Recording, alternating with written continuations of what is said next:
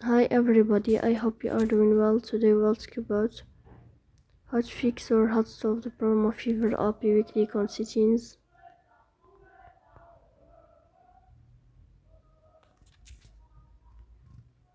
As you see, when you click on apps, you will search here about the application of Fiverr. Here we click on first stop and you will click OK. Then you will enter to the window of storage. Here we click on clear cache.